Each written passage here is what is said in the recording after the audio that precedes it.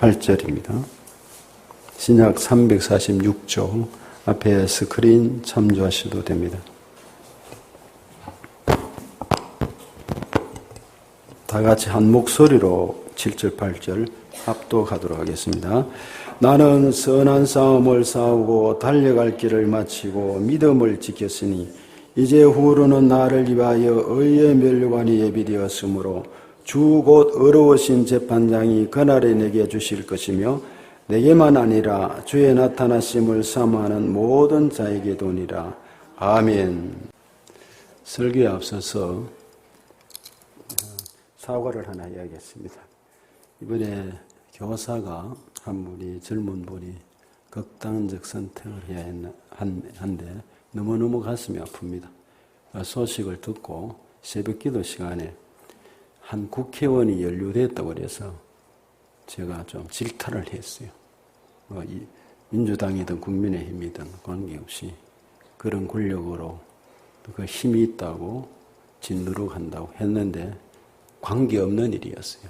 팩트가 아니었습니다. 한기호 씨라고 서초구에. 그 사람은 이제 그분은 자녀를 그 학교에 다닌 적도 없고 있는 것도 아니고 맘카페, 네이버의 맘카페에 A라는 분이 그 글을 올려서 그냥 자기가 인터넷에 나타난 것을 정리해가지고 올린 게 41만 명의 회원이 있대요. 순식간에 전국으로 퍼지니까 이게 그 한기호 씨 자녀들, 그 정치도, 그 상처가 크죠. 그래서 저도 그 소식, 그냥 뉴스를 보고 새벽 기도 시간에 질타를 한 것이 마음에 걸려서 들으셨던 분은 그건 아니다 하는 것을 먼저 드리고, 우리나라에 이런 참 가슴 아픈 것이 이 교사들이나 우리 주변에 아픈 상처를 가진 분들이 해결점을 제대로 찾지 못하고 극단적 선택을 하고, 그리고 또 인터넷상에서 유포되는 모든 사실들 우리가 지금 보고 있잖아요. 거짓된 것들을 회개치를 않아요. 그리고 고치지를 않습니다. 또 이것을 정치머리로 가고, 우리는 정치인들이 아닙니다.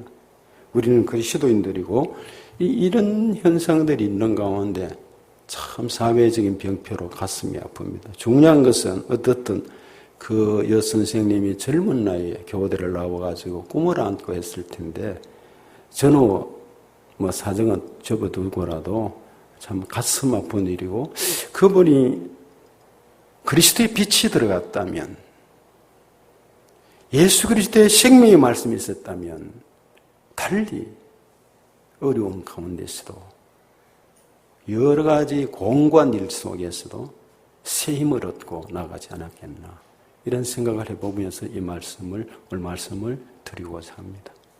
그리고 교사를 위한 것은 아닙니다만, 부탁은 우리 쉼터교회에 나오는 성도 여러분도 우리 교회에도 교사가 있습니다. 월급이 없는 교사. 아침 일찍 나와서 수고하고 청소하고 가르치는, 성경을 가르치는 분들. 그리고 그분들이 열심히 일을 하고 가르치고 기도해주고 내 자녀처럼 돌보고 데려오고, 그 아이가 바르게 살아갈 수 있는 길이 이 복음의 진리라는 것을 알고 최선을 다하는 우리 영유아부, 주일학교, 또 중고등부도 교사를 오늘 좀 더 모집하려고 광고를 하려고 합니다만, 여러분 만나시면 수고하신다고 격려해 주시고, 조금 언짢은 게 있더라도 우리 선생님들과 수고하는 교육자들, 전도사님들 위해서 기도해 주시고 격려해 주시기를 바랍니다. 오늘 본문 제목은 그날에라는 제목으로 말씀을 나누고자 합니다. 이 디모데 후서는 목회 서신입니다. 사도 바울이 이제 목회를 하는데 이 1차, 2차, 3차, 4차 전도 여행을 떠나서 마지막 저 로마에까지 가서 그 감옥 생활을 하다가 잠시 풀려났을 때 썼던 서신이 디모데서입니다. 그리고 또 감옥에 갇혀서 마지막 서신을 씁니다. 이때가 주후 67년경, 예수님이 이제 부활승천하시고 67년경 됩니다. 잠깐 풀려서 이렇게 바울의 마지막 목회 서신인데, 이때 바울이 이 서신을 쓴 것은 믿음의 아들이요, 후계자인, 다시 말해서 목회를 이어갈 디모데에게 영적 유언과 같은 깊은 교훈이 배어있는 그런 바울의 비상한 결단이 있는 서신입니다. 은혜로운 말씀입니다. 바울은 지금 선한 싸움을 마친 백전 노장이 계속 선한 싸움을 이어서 싸워가야 할 젊은 믿음의 아들 디모데에게 권면하는 그런 내용의 말씀입니다. 그래서 이 마라톤이 영적 마라톤을 어려운 가운데 힘들게 이 사도 바울이 걸어왔고 뛰어왔는데 이 주자가 있어야 되잖아요. 이 바톤을 이어받아가지고 그 주자가 디모데였어요. 믿음의 아들이. 그가 이제 이것을 받아서 하는데 그 아들에게 다시 말해서 후계자에게 주는 승리에 찬 메시지라고 볼 수 있습니다. 바울은 원래 여러분이 아시는 대로 복음을 전하는 사람이 아닙니다. 핍박자였습니다. 예수 믿는 사람을 가두고 그리고 그리스도를 인정하지 않았습니다. 바울은 율법주의자였습니다. 가말리엘에는 당대 4명의 최고의 스승이 있었는데 그 중에서도 가말리엘의 가장 뛰어난 사람이었어요. 그 문화에서 말씀을 배우고 율법을 배웠던 뛰어난 사람이었어요. 그래서 아주 총명하고 말씀이 능하고 율법에 뛰어났던 이 바울이었기 때문에 예수님을 받아들이지 않았습니다. 그래서 이 대제사장에 가서 공문을 하나 써달라고 해서 받아가지고 이 예수 믿는 사람을 찾아서 곳곳으로 흩어져 가서 잡아들여서 가두고 죽이려고 작정했던 사람이 바울이지 않습니까? 그래서 이제 쫓아간 곳이 저 현재 이스라엘의 다마스쿠스, 저 위쪽에 다마스쿠스, 이게 다멕섹이라고 그러죠. 그쪽으로 가다가 정오의 낮 12시에 주님이 앞에 나타나셨어요. 사울아 사울아 네가 어찌하여 나를 핍박하느냐. 거기 꼬꾸라지면서 예수님은 그를 책망치 않고 복음을 전하는 사도로 세워주셨습니다. 완전히 삶이 그때부터 바뀌어졌어요. 바로 그때부터 내려오자마자 예수 그리스도를 바로 전하기 시작했어요. 그렇게 전했던 것이 핍박과 어려움 속에 저 아라비아로 가서 3년간, 더 어려운 가운데 고향 다수에서 10여 년간 이런 생활을 지내면서 말씀이 풍부해지고 깊은 영성과 기도 속에 그는 바나바가 그를 불러내며 오면서 안디옥 교회에서부터 이 복음을 전하는 목회를 하기 시작하고 선교사로 나가기 시작했습니다. 그래서 1차, 2차, 3차 선교여행이 사도행전에 나옵니다. 고린도서에 연결됩니다. 그러면서 마지막 4차는 분명치 않지만 로마에서 4차의 감옥에 갇혀서 전해지는 내용이 나옵니다. 하나님이 이 바울은 그리스도인들을 독일의 게스타포처럼 비밀 경찰대처럼 쫓아서 잡아 가두고 죽이려고 했던 사람입니다. 살인자입니다. 말하자면. 그런데 하나님이 그를 꺾으셨습니다. 복음을 전하는 그리고 그런 사람으로 하나님이 세워주셨습니다. 이름이 사울이었습니다. 사울은 큰 자라는 뜻입니다. 그런데 바울이 이게 바울로 바뀌어 나는 작은 자다, 티끌 같다, 아무것도 아니다 하면서 하나님 앞에 몸을 낮추었습니다. 그래서 갈라디아서 1장 13절에서 14절에 보면 이런 말씀이 나옵니다. 내가 예전에 유대교에 있을 때에, 유대교에 있었죠. 율법학자니까. 가르치고 말이에요. 율법이 뛰어난 사람이. 유대교에 있을 때 행한 일을 너희가 들었거니와, 갈라디아 사람들이 이게 지금 얘기하는 내용입니다. 하나님의 교회를 심히 박해하고 멸했던 내다. 그 얘기입니다. 내가 내 동족 중 여러 영갑자보다 유대교를 지나치게 믿어서 율법 때문에 생명을 걸었다는 말입니다. 내 조상의 전통에 대해 더욱 열심히 있었으나 바울 자신이 선택받은 백성임을 알고 일생을 이제 주님께 바쳤는데 앞에는 내가 율법학자였다. 유대 교를 지나치게 믿었다. 그런 고백하는 것을 나옵니다. 주님을 만난 사도 바울이 뜨거운 마음으로 생명을 복음을 전하는데 이제는 반대 현상이 일어납니다. 이 복음을 전하기 위해서 나갔으니까 바울이 학자요, 뛰어나고 똑똑하고 율법의 대가 가말리엘 문화에서 받았고 사내들인 공연이고 나타납니다. 사도행전 읽어보면. 그렇다면 요즘 국회의원 70명의 공의원이 있는데 장까지 하면 71명입니다. 그러면 바울이 전하거나 가르치거나 하면 사람들이, 바울 뭔가 알아보고 감동하고 박수치고 하는 일이 있어야 되는데, 그렇지 않았습니다. 함께 했던 그때 그 유대인들이 괴롭히기 시작했습니다. 바울은 율법학자고 그렇게 배웠지만은, 최고의 제자였지만은, 유대인들이 사도 바울이 가서 복음을 전하는 곳마다 쫓아가서 가시 역할을 했습니다. 저 바울은 교사 자격증이 없다는 것입니다. 그래서 사람들이 들을 때 엉터리, 침수를 여러분 하는 사람이 있잖아요. 자격증 없으면 문제가 생기면 고소당하면 큰 어려움을 당합니다. 자격증이 없다, 가르친다, 큰 문제가 생길 수가 있잖아요. 그런가 하면은 심지어 거짓으로 고소해서 바울을 죽이려고 했어요. 그래서 바울이 어느 날 이제 붙잡혀서 가는 동안에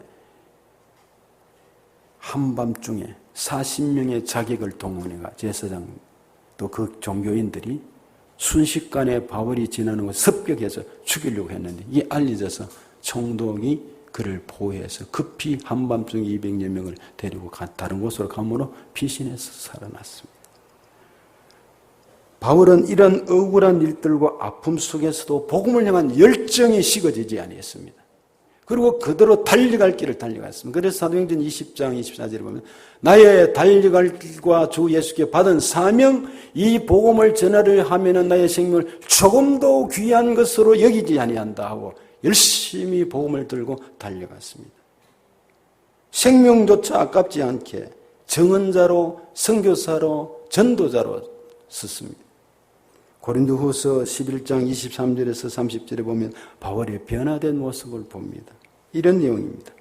내가 수고를 넘치도록 하고 옥에 갇히기도 하고 더 많이 하고 매도 수없이 많고 여러 번 죽을 뻔하였으니 유대인들에게 40의 감한 매를 5번 맞았습니다. 40의 감한 매라는 게 어떤 거냐면 신명기서 25장 3절에 이런 내용이 나옵니다. 40까지는 때리려니와 그것을 넘기지는 못할지니라. 40대까지 때리면 안 된다는 말입니다. 그러면은 사람을 천히 여기고 경멸한다는 것입니다. 그래서 유대인들은 사람을 때릴 때 39대까지만 딱 때리는 것입니다. 지금 그 얘기입니다. 이 말씀 때문에 유대인들은 사람을 때리는 39대까지만 때리는 태형으로 다스렸습니다. 사도 바울은 매를 5번이나 맞았다고 했습니다. 이어진 말씀이 고린도후서 11장 25절에 3번 태장으로 맞고 채찍을 맞았다면 39번. 끝에는 어떤 데는 이게 끌이 달려서 살까지 찢어지는 수도 있습니다. 얼마나 고통스럽고 어렵겠습니까? 한 번 돌로 맞고 3번 파선하고 배가 파선해 죽을 뻔하고 멜리데 섬으로 가기도 하고 일주일을 깊은 바다에서 지냈으며 여러 번 여행해서 강의 위험과 강도의 위험과 동족의 위험과 이방인의 위험과 시내의 위험과 광야의 위험과 바다의 위험과 거짓 형제 중의 위험을 당하고 계속적으로 달려들고 죽이려고 하는 이들입니다. 또 수고하여 여러 번 자지 못하고 잠도 제대로 못 잤다는 것입니다. 줄이고 목마르고 밥 먹을 누가 줄을 것도 없고 여러 번 굶고 춥고 헐벗었노라. 그 얘기를 합니다. 억울한 일이죠. 아무런 연고 없이 죽이려고 하고 가시노릇하는 유대인들 때문에 루스드라는 곳에 갔어요. 이고니온에서 저 나와서 그런 곳에 갔을 때 루스드라에서 충동질을 해가지고 사람들이 돌로 바울을 쳤습니다. 얼마나 돌로 쳤던지 죽었어요. 그래서 사람들이 시신이라 해서 밖에 돌무더기에 버렸습니다. 그러고 간 다음에 바울이 버석버석 일어나서 시내로 들어가서 다시 전도했어요. 왜 돌을 맞습니까? 바울은 로마 시민권을 가지고 있어요. 고발하고 거기에 일을 하면 얼마든지 로마 시민권에 한 번에 손을 대면 안 됩니다. 그는 감옥 갑니다. 바울은 그냥 복음을 전했던 것입니다. 그런 아픔 속에서도 바울은 죽을 때까지 이 복음을 위해서 생명을 걸었습니다. 그는 결국 로마에서 목배임을 당합니다. 마지막 목배임을 당할 때 그 피가 목을 치는데 툭 떨어져 나가는데 3번 목이 뚝뚝 굴러가면서 살아있었다고 합니다. 피가 튕겨져 나갔습니다. 그러나 마지막 서신인 이 디모데후서에서 놀라운 메시지가 있단 말이죠. 영적 아들 디모데에게 바로 디모데후서 4장 7절 다시 한번 보시기를 바랍니다. 같이 한번 합독해 볼까요? 나는 선한 싸움을 싸우고 나의 달려갈 길을 마치고 믿음을 지켰으니. 이제 지금 죽음이 바로 눈앞에 있고 이제 순교를 알았어요. 너는 속히 갑옷을 또 책을 겉옷을 좀 가지고 오라. 할 때는 죽음이 지금 앞에 있는데 너무 추운 겨울이라 견디기 힘들다는 거예요. 사람의 위로도 필요했어요. 근데 여기 오늘 4장 7절에 나는 선한 싸움을 싸웠다. 죄로 인해서 물들어서 살아온 삶이 아니다는 말입니다. 8절 같이 읽어보실까요? 이제 후로는 나를 위하여 의의 면류관이 예비되었으므로 주 곧 의로우신 재판장이 그날에 내게 주실 것이며 내게만 아니라 주의 나타나심을 사모하는 모든 자이니라. 의의 면류관이 있다는 것입니다. 바울은 머리가 나쁜 사람이 아닙니다. 우리는 이기적이지만은 그러나 분별할 줄 압니다. 무슨 말이죠? 이 땅에 주의 일을 하고 수고하고 헛된 것 같은데 상급이 있다는 것입니다. 냉수 한 그릇에도 하나님 그 상을 잃지 않는다는 말씀이 있지 않습니까? 여러분이 하나님 나라를 위해서 일하고 수고한 것, 하나님 그 상급, 이름 없이 빚 없이 수고했던 모든 것이 그날에 갈 때, 그날에, 오늘 그건 8절이 겁니다. 밀류관에 예비되었으므로 주 곧 의로우신 재판장, 참된 재판장, 마지막 심판 때 모든 것이 드러날 그때에, 그날에 내게 주실 것이며 내 생명이 끝나는 날, 아니 주님 앞에 가는 날, 그날에 주신다는 것입니다.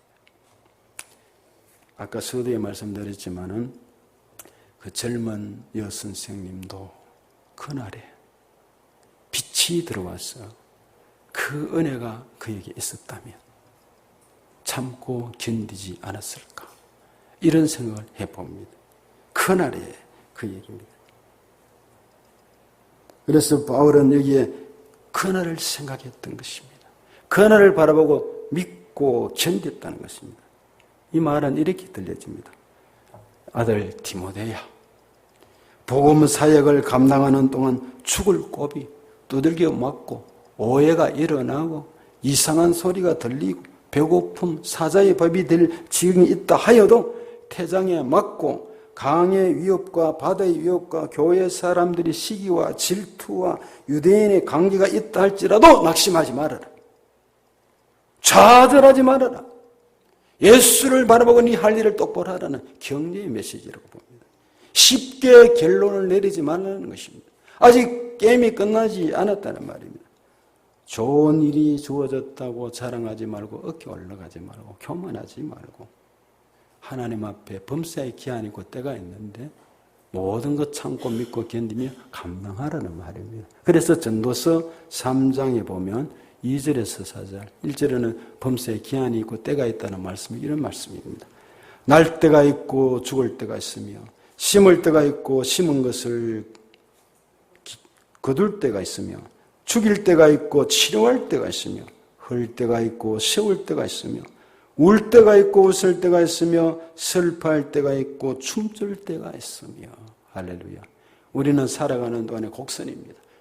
곡선보다도 이렇게 올라갔다가 내려갔다가 더 높이 올라갔다가 좀 훅 내려갔다가 또 올라갔다 내려갔다 하늘나라 갈 때까지 기쁨과 슬픔과 여러 가지 희노애락이 계속적으로 하면서 올라갑니다.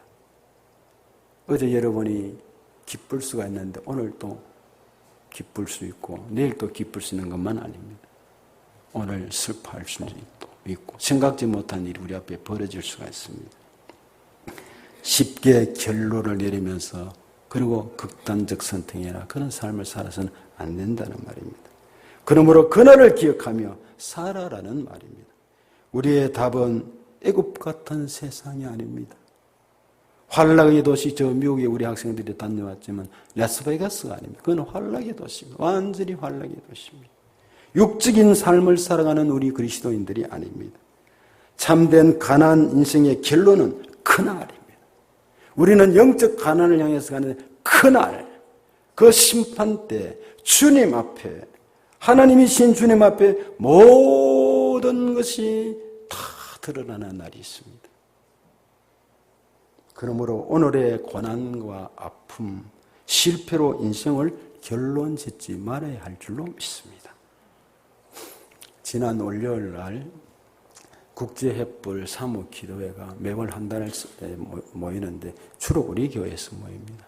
한 30여 명하고 목사님들 몇 분하고 더해서 모여서 기도회를 가졌습니다. 뜨겁게 기도회를 가졌습니다. 그때 미국의 정시강 목사님 그 교회에 관련된 장로님 한 분이 한국에 나왔다가 내려와서 간증도 하고 간증거리도 많고 해서 오시기로 되어 있었는데 비가 워낙 지금 많이 와서 전화가 오셔서 미국으로 전화가 가서 정 목사님 전화 왔어서 비가 한국에 너무 많아서 기차는 또 어려우면 사태도 많고 해서 그래서 그렇게 하시라고 해서 대타로 다른 목사님을 한번 청했습니다. 아는 목사님을 김영태라는 목사님을 목사들은 뭐 설교 하락하면 해야 되잖아요. 또 할 수가 있으니까 그냥 왔었어요.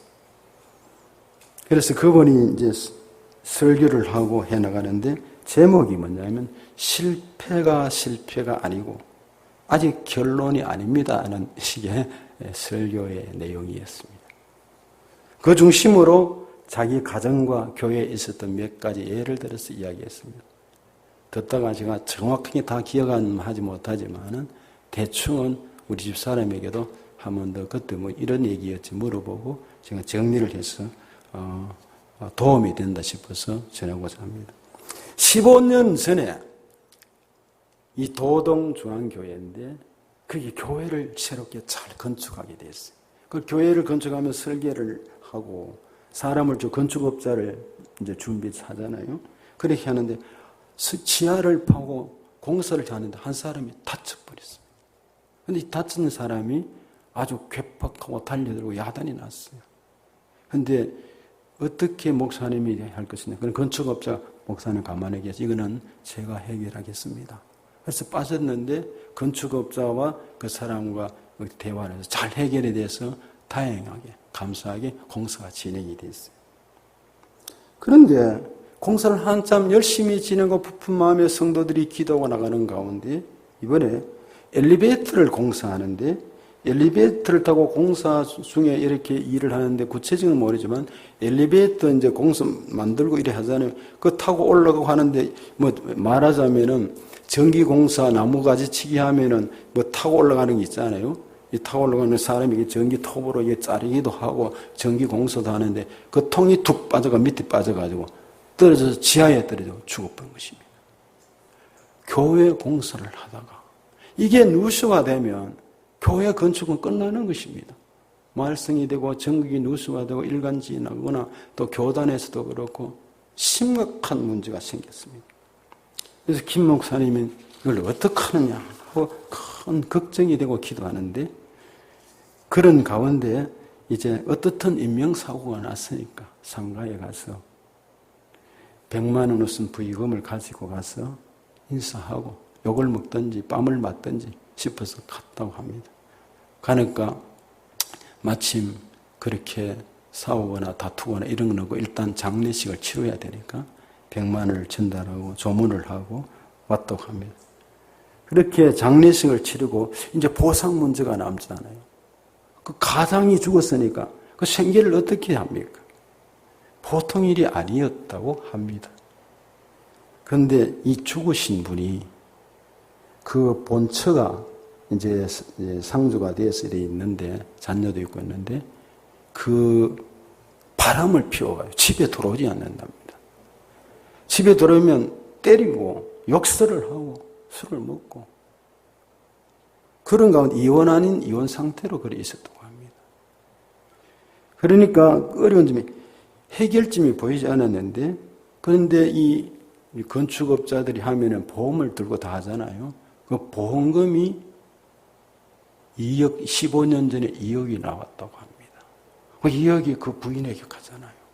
그런데 2억이 갔는데 생활비를 한 푼도 주지 않고 그리고 욕만 하고 때리기만 하던 그 남편, 그래도 남편은 남편이죠. 어떡하겠어요.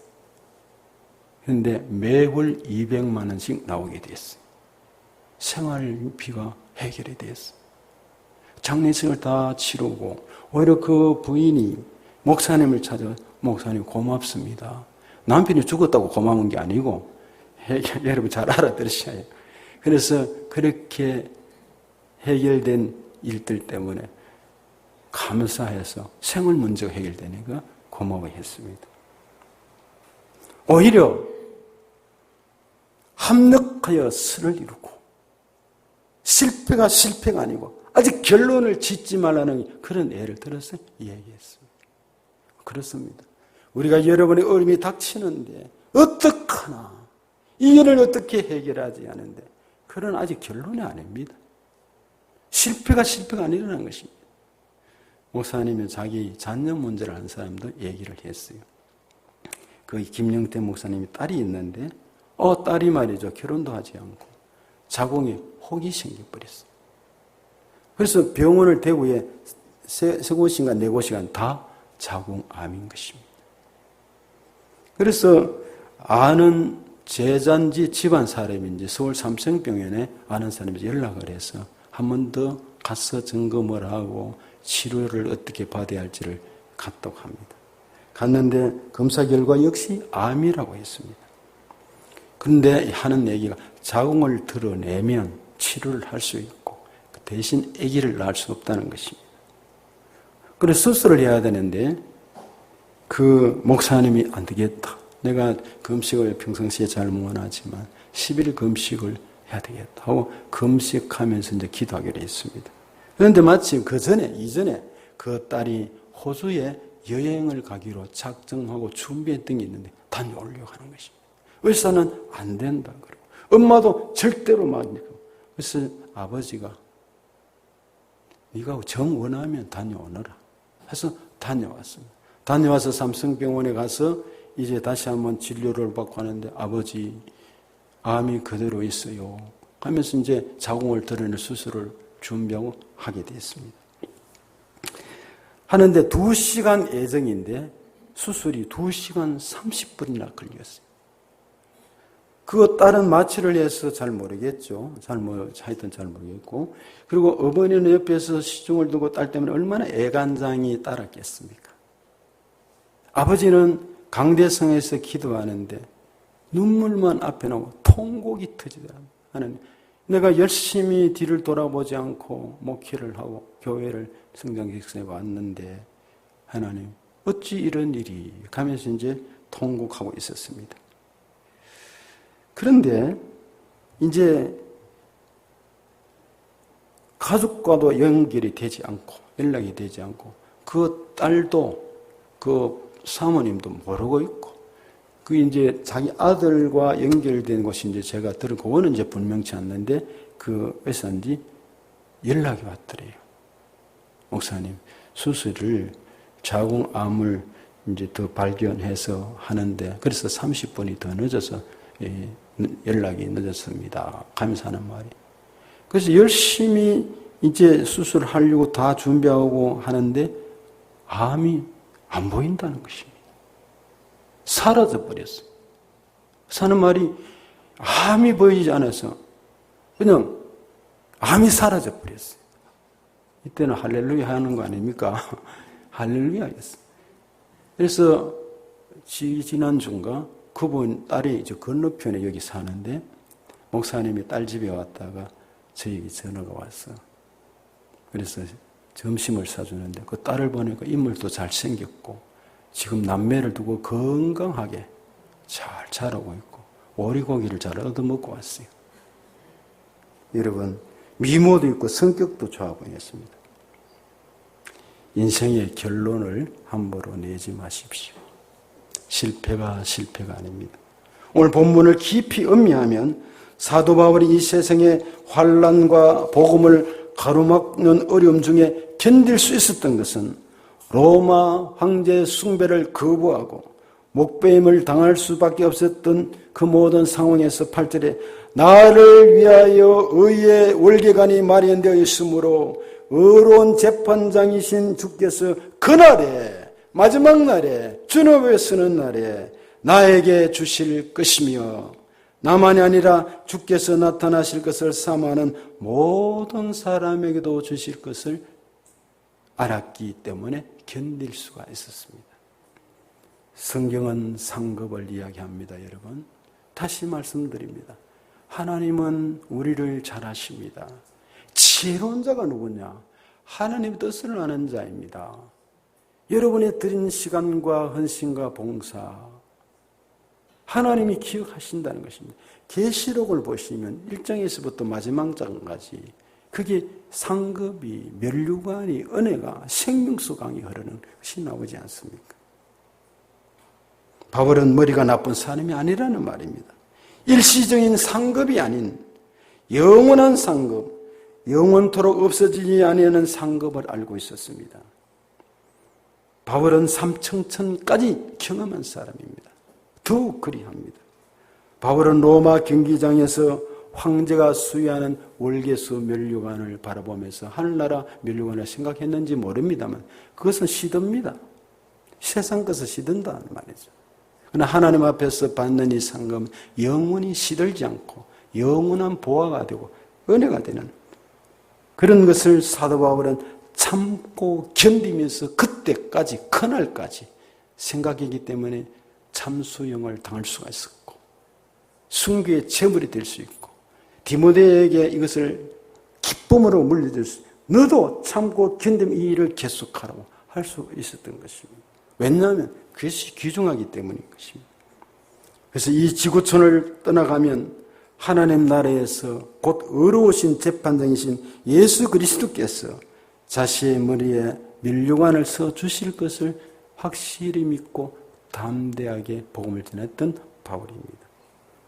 성도 여러분, 사랑하는 우리 심도 가족 여러분, 8절을 다시 한번 유의해 보시기 바랍니다. 다시 한번 4장 8절을 보시겠습니까? 이렇게 되어 있습니다. 제가 읽을 테니까 보세요. 이제 후로는 나를 위하여 의의 면류관이 예비되었으면 바울이 자기 위해서 예비되었다 그랬어요. 주 곧 의로우신 재판장이 그날이 내게 주실 것이면 그 다음에 이어진 말씀이 뭐죠? 하반절에 내게만 아니라 주의 나타나심을 사모하는 모든 자에게니라. 할렐루야. 주의 나타나심을 사모하고 일하는 오늘 여러분에게 똑같은 면류관을 주신다는 말씀입니다. 하나님의 상급이 있다는 말씀입니다. 이 땅이 전부가 아니고 이것은 애굽 같은 세상이고 시드는 면류관이라는 것입니다. 우리는 그 시들지 않은 면류관, 하나님 주시는 의의 면류관, 이 복된 상급 은혜를 바라보고 모든 것 참고 믿고 견디어 나가야 한다는 말씀입니다. 바로 그날에 우리의 삶이 끝나면서 진정한 심판이 주어지고 옥석이 가려지고 그리고 그날에 우리 모든 짐을 벗고 쉼터교회처럼 수고하고 무거운 짐진 자들아 다 내게로 오라. 내가 너희를 편히 쉬게 하리라. 영원토록 주님과 함께 모든 한치의 계산도 오차없이 은혜로운 삶을 살아가는 그날이 주어질 줄로 믿습니다. 찬송 같이 부르고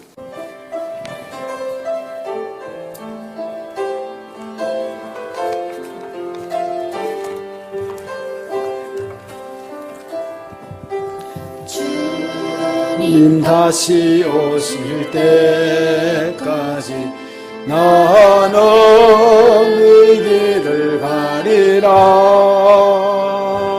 좁은 문 좁은 길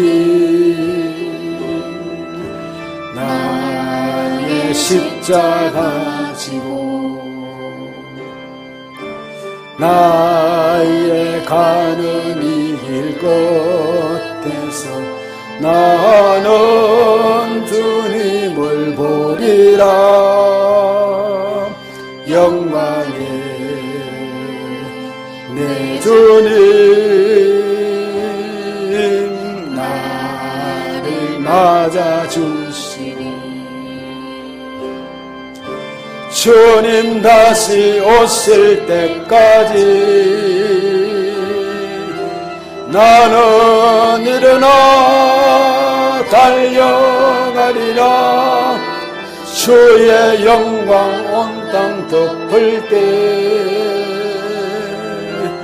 나는 일어나 노래하리.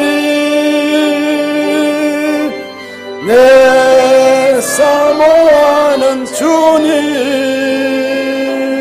온 세상 구주시라. 내 사모하는 주님 영광의 왕이시라. 이제는 우리 주 예수 그리스도의 그 크신 은혜와 독생 성자를 이 땅에 보내어주신 하나님 아버지 그 무한하신 사랑과 성령님의 감동, 감화, 위로, 충만 교제 인도하신 은혜가 그날을 생각하며 그날의 면류관과 그날의 모든 것이 이루어질 것을 믿으며 모든 것을 믿고 참고 견디며 승리하는 삶을 살기를 원하는 오늘 예배드린 모든 성도들과 가족들과 이 대한민국 위에 선교사님들 위에 지금으로부터 그 은혜가 영원토록 함께 하시기를 축원하옵나이다. 아멘.